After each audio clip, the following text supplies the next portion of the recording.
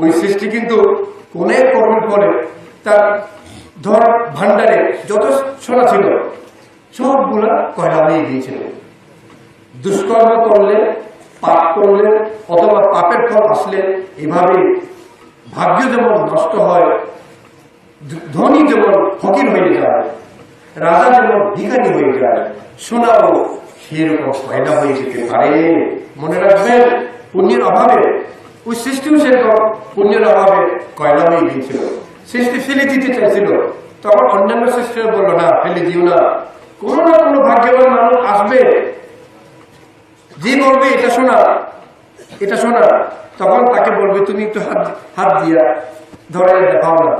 সে যখন হাত দিবে সব সোনা হয়ে যাবে।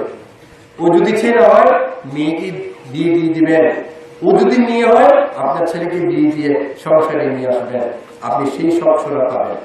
এই একজন সৃষ্টিকে বুদ্ধি দেওয়াতে সৃষ্টি এটা বাজারে খোলা রেখে দিল।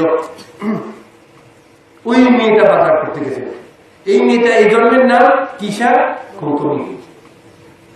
কিসা মানে হ্যাংলা, কৃষক। আরে মামা কি করতেছেন? এতগুলো লোক এখানে আসা যাওয়া করতেছে, আপনি গামলায় গামলায় এতগুলো সোনা বসে রাখছেন। মা কোথায়? সোনা দেখছে কোথায়? সত্যি সত্যি ওই সময় কিন্তু সোনা নয়, এগুলি ছিল কয়লা। কিন্তু পুণ্যবতী সেই মেয়ে, তার চোখে এটা সব কয়লা নয়, সব সোনা।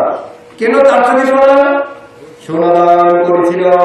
ও কত পুণ্য দেখছেন। কোথায় সোনা দান করেছিল? কাশ্যপ বুদ্ধির জাতিতে। আপনাদেরকে এগুলো বুঝবার জন্য পড়তেছি, আপনারা যেন বুঝতে পারেন আমরা সোনা দিয়েছি। জন্ম জন্মান্তর আমাদের এরকম হবে, আনন্দ রাখার জন্য, প্রীতি হওয়ার জন্য, সুখ লাভ হওয়ার জন্য বলতেছি। মেয়েটা বলল, মামা এগুলো তো সব সোনা। মা এদিকে আসো তো, কোথায় তুমি তো দেখো। এই তো মামা সব সোনা হয়ে গেল, এই তো মামা সব সোনা হয়ে গেল।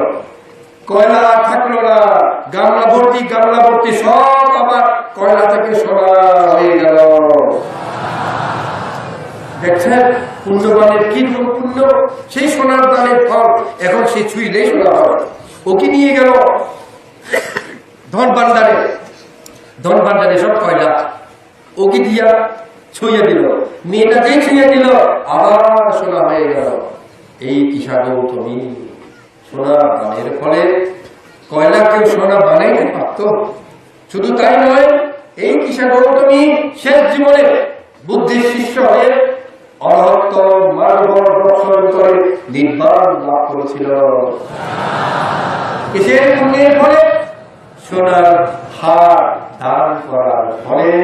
তাই এই জাতি নির্মাণে যারা বিভিন্ন ভাবে দান করেছেন, নির্মাণ সেভাবে কামনা করলে নিশ্চয় আপনারা নির্মাণ লাভ করবেন। এই বলে শেষ করছি।